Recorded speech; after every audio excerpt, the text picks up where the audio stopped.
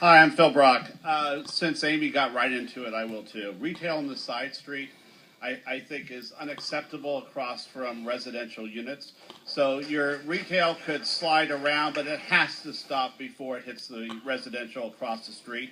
The density of the project is obviously excessive. We wouldn't have 150, 200 people in this room right now if they felt the density of the project was acceptable. The use of a transitional parking lot, the A lot, has a full density building next to a two-story apartment house, absolutely unacceptable. I own two-story apartment houses in this city. To have a 4 or 5-story building adjacent to that blocks their light, blocks their air, and destroys their sense of community.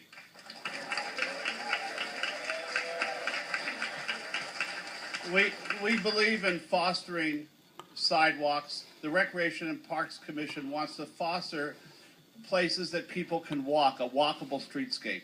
You're not creating that by going directly to the edge of the sidewalk in your building on Wilshire Boulevard. It will not foster walking. It won't foster a streetscape. It won't foster people to bicycle, to use alternative transportation at all. And it won't help people walk to the so-called transit corridor on Bundy and Wilshire.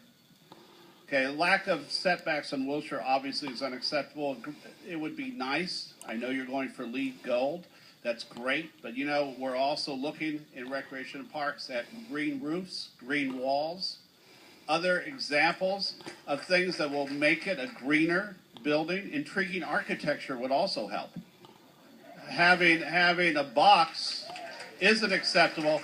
I know this architectural firm is capable of much more if they're given the go-ahead by the developers. And finally, we have a neighborhood with no neighborhood green space within 3/4 of a mile, yet you're not providing any green space in your building either. I don't see a courtyard. I don't see any real green space, any real place that residents can gather, and combined with your Jerry's Liquor building across the street, combined with the development you hope to see going down Wilshire from Centinela down toward 26. We're about 3/4 of a mile at this point, I believe, from Douglas Park. That will be the closest spot for the 2-bedroom units to be able to walk their strollers to a playground. That's unacceptable for our city.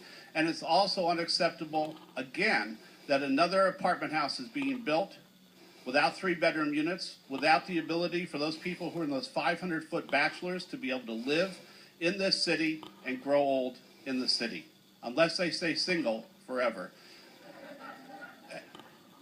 That's unacceptable. I hope that you revise the design. I hope you reduce the density. I hope that you listen to the Northeast neighbors and the NOMA members who are here tonight, because they have a huge stake in the community.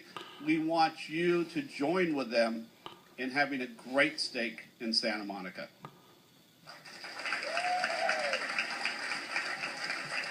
Thank you.